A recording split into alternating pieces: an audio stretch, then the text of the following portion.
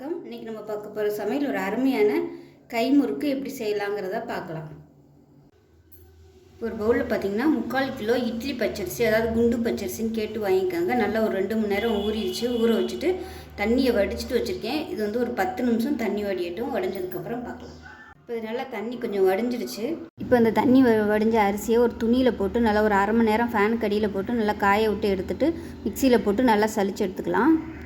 பாருங்கள், மாவு வந்து நான் மிக்சியிலே போட்டுட்டேன். நீங்கள் வந்து மிஷினில் கொடுக்குறதுனாலும் கொடுத்துக்கோங்க. நல்லா நைஸாக அரைக்கணும். அரைச்சிட்டு நல்லா சலிச்சு எடுத்து வச்சுருக்கேன். நான் மிக்சியில் போட்டதுனால ஒரு 4-5 தடவை போட்டு நல்லா சலிச்சு எடுத்து வச்சுருக்கேன். இப்போ அதை வந்து ஒரு பெரிய பவுலில் சேர்த்துக்கலாம்.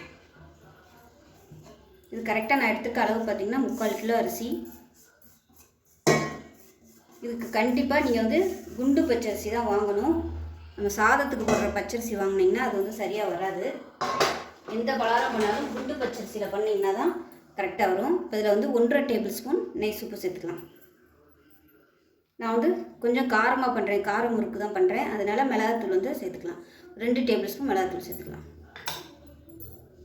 இப்போ இதில் பெருங்காயத்தூள் வந்து ஒரு 1/2 டேபிள் ஸ்பூன் சேர்த்துக்கலாம். இப்போ இதில் புழுங்கல் அரிசி எடுத்திருக்கேன். இட்லி அரிசி இல்லை சாப்பாட்டு அரிசி எதுனாலும் எடுத்துக்கலாம். 75 கிராம் அளவுக்கு புழுங்கல் அரிசி எடுத்திருக்கேன். எடுத்துகிட்டு மீடியமான ஃப்ளேமில் நல்லா அரிசி வந்து நல்லா அப்படியே பொரிஞ்சு வர அளவுக்கு, கலர் பார்த்திங்கனாலே தெரியும், இந்த அளவுக்கு நல்லா கலர் மாறி நல்லா பொரிஞ்சு வரணும். அந்த அளவுக்கு நல்லா வறுத்து எடுத்துக்கணும்.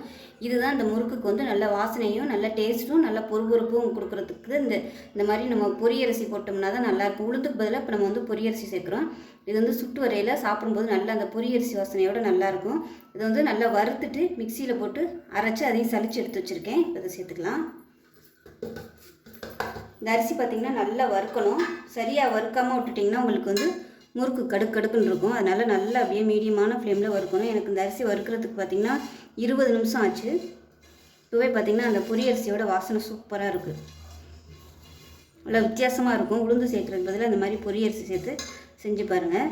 இப்போ வந்து எல்லாத்தையும் ஒரு தடவை மிக்ஸ் பண்ணிக்கலாம். இப்போ இதில் நல்லா ஒரு 2 டேபிள் ஸ்பூன் அளவுக்கு எள்ளு சேர்த்துக்கலாம். என்கிட்ட வந்து வெள்ளை எள்ளு தான் இருக்குது, அதனால் நான் வந்து வெள்ளை எள்ளு சேர்த்துக்கிறேன். நீங்கள் வந்து கருப்பு சேர்த்துக்கோங்க. கருப்பு சேர்த்திங்கன்னா தான் உங்களுக்கு வந்து நல்லா அங்கங்கே அந்த எள்ளு தெரியும் போது பார்க்க அழகாக இருக்கும். என்கிட்ட இப்போதைக்கு வெள்ளை கலர் தான் இருக்குது, அதனால நான் வெள்ளை வந்து சேர்த்துருக்கேன். எள்ளு சேர்த்திங்கன்னா அந்த எண்ணெயில் பொரியும் போது நல்ல வாசனையாக இருக்கும். இல்லைன்னா நீங்கள் சீரகம் சேர்த்துக்கலாம், இல்லைன்னா ஓமம் சேர்த்துக்கலாம். இப்போ எல்லாத்தையும் நல்லா கலந்துட்டு வாயில் வந்து போட்டு பாருங்கள். உப்பு வந்து எப்படி இருக்குன்னு பார்த்துட்டு பத்தலைன்னா உப்பு சேர்த்துக்கோங்க. இப்போ இதில் சூடான எண்ணெய் வந்து ஒரு 4 ஸ்பூன் அளவுக்கு சேர்த்துக்கலாம். இதுக்கு பதிலாக பட்டர் இல்லைன்னா நெய் சேர்த்துக்கலாம். வந்து நல்லா சூடாக இருக்கணும். இப்போ இதை மிக்ஸ் பண்ணி விட்டுக்கலாம். சூட்டோட கையை வைக்காதீங்க.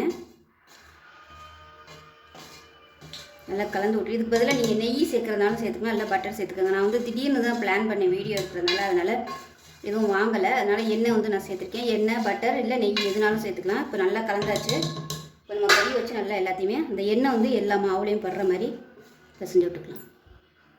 இப்போ எல்லாத்தையும் நல்லா கலந்தாச்சு. கொஞ்சம் கொஞ்சமாக தண்ணி ஊற்றி பிசைஞ்சிக்கலாம். நான் வந்து நார்மலான ஒரு பச்சை தண்ணி தான் சேர்த்துருக்கேன்.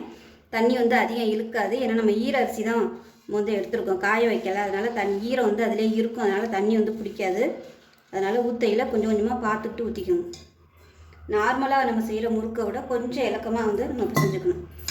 ஏன்னா நம்ம கையில் சுற்றுறதுனால மாவு கொஞ்சம் இலக்கமாக இருந்தால் தான் நமக்கு வந்து சுற்றுறதுக்கு வந்து வரும்.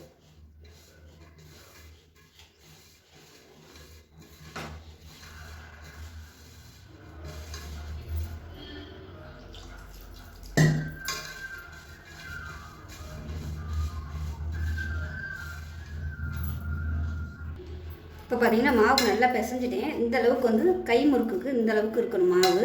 கையில் வந்து எண்ணெய் தொட்டுக்கோங்க. எண்ணெய் தொட்டிங்கன்னா தான் உங்களுக்கு மாவு வந்து உருட்டு, அதாவது முறுக்கு வந்து சுற்றுறதுக்கு வரும். இல்லைன்னா சுற்ற வராது. இந்த மாதிரி கையில் எடுத்துக்கோங்க. எடுத்துகிட்டு மாவோட பதம் வந்து கரெக்டாக இருக்கான்னு அந்த மாதிரி சுற்றி பார்த்திங்கன்னா உங்களுக்கு வந்து கரெக்டாக அந்த மாதிரி சுத்தம் வந்துச்சுன்னா கரெக்டாக இருக்குன்னு அர்த்தம். பாருங்கள், நல்ல மாவு வந்து நமக்கு அழகாக வருது பாருங்கள். இந்த மாதிரி வந்துச்சுன்னா உங்கள் மாவு கரெக்டாக இருக்குன்னு அர்த்தம். கையில் எண்ணெய் தொட்டிங்கன்னா தான் உங்களுக்கு வந்து கரெக்டாக வரும்.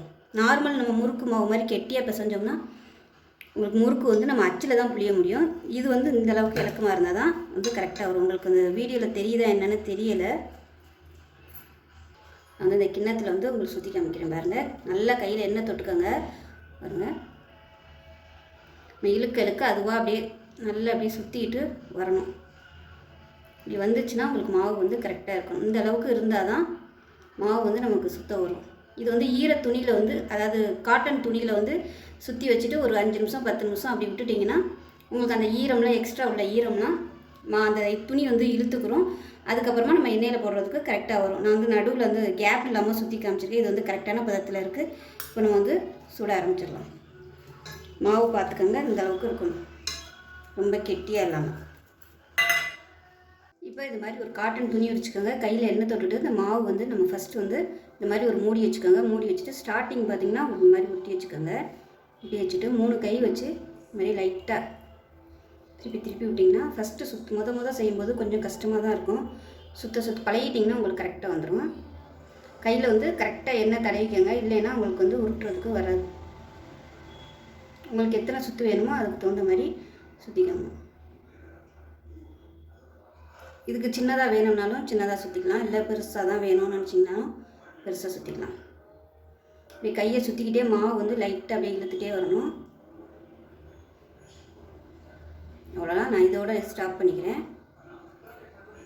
இதை எடுத்துடலாம். எடுத்துகிட்டு அடுத்தது நம்ம சுற்றிக்கலாம். இந்த மூடி இருந்துச்சுன்னா தான் உங்களுக்கு வந்து கரெக்டாக அந்த ரவுண்டு வரும். ஒவ்வொரு தடவையும் நீங்கள் சுற்றும் போது கையில் வந்து எண்ணெய் வச்சுக்கோங்க, இல்லைன்னா வலிக்கி கையிலே வந்து ஒட்டிக்கணும்.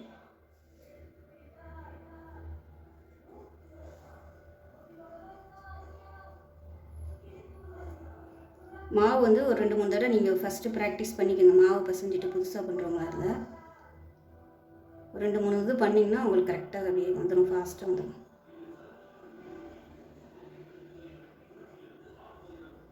இந்த 3 விரல் மட்டும்தான் நீங்கள் யூஸ் பண்ணணும் சுற்றுறதுக்கு.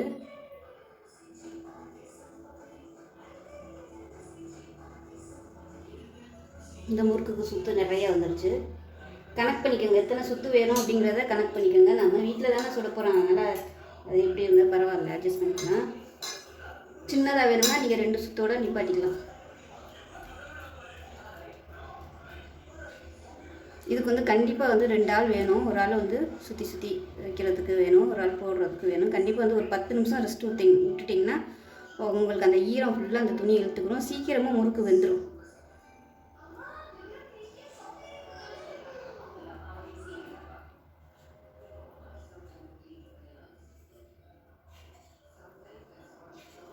இது வந்து நம்ம அச்சில் பண்ண முடியாது, கையில் தான் அந்த இது சுற்ற முடியும். அச்சில் வந்து எனக்கு நம்ம தண்ணியாக இருக்கிறதுனால அச்சில் புளிய முடியாது.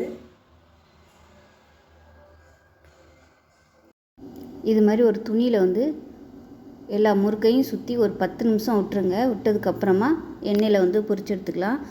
சுற்றின உடனே நம்ம எண்ணெயில் போட்டோம்னா அந்த முறுக்கு பார்த்திங்கன்னா உங்களுக்கு அந்த சேஃப் வராது. அதனால் கொஞ்சம் நேரம் நம்ம ஒரு 10 நிமிஷம் விட்டுட்டோம்னா அந்த ஈரம்லாம் உள்ளே இழுத்துட்டு மாவு வந்து கரெக்டான பதத்துக்கு வந்துடும். நம்ம கரண்டியில் எடுத்து போடுறதுக்கு கரெக்டாக இருக்கும். எண்ணெய் வந்து நல்லா காஞ்சிருக்கணும். ஸோ ஒவ்வொரு முறுக்காய் எடுத்து நம்ம எண்ணெயில் சேர்த்துடலாம். கரண்டியில் வந்து லைட்டாக எண்ணெய் விட்டுக்கோங்க, இல்லைன்னா உங்களுக்கு வந்து ஒட்டிட்டு வராது.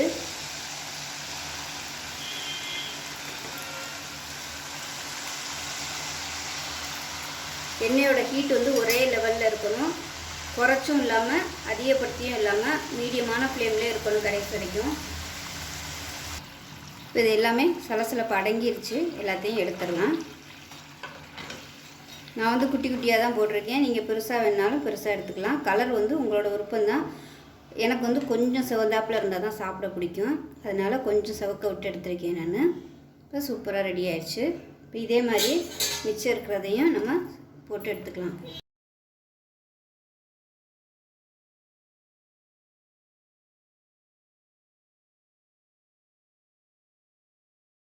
இப்போ பாருங்கள், எல்லா முறுக்கும் சுட்டு எடுத்தாச்சு. டேஸ்ட் நல்லா அட்டகாசமாக இருக்கும். இதில் விருப்பப்பட்டால் நீங்கள் பொட்டுக்கடலையும், இப்போ நம்ம பொரியரிசி சேர்த்த அளவுக்கு பொட்டுக்கடலையும் மிக்சியில் போட்டு நுணுக்கிட்டு சளிச்சிட்டு சேர்த்துக்கோங்க. இதில் வந்து நான் திடீர்னு பண்ணதுனால பட்டர் நெய் இதெல்லாம் எதுவுமே சேர்க்கலை. இதில் நெய் பட்டர்லாம் சேர்த்திங்கன்னா இன்னும் நல்லா மொறுமொறுப்பாக கிறிஸ்பியாக கிடைக்கும். ஸோ அவ்வளோதான். இதே அளவுகளோட செஞ்சு பாருங்கள், கைமுறுக்கு நல்லா சூப்பராக வரும். செஞ்சு பார்த்துட்டு எப்படி வந்துச்சுங்கிறத சொல்லுங்கள். வீடியோ பிடிச்சிச்சின்னா லைக் பண்ணுங்கள், கமெண்ட் பண்ணுங்கள், சேனலை சப்ஸ்கிரைப் பண்ணுங்கள், பக்கத்தில் உள்ள பெல் பட்டனையும் ப்ரெஸ் பண்ணுங்கள். நன்றி.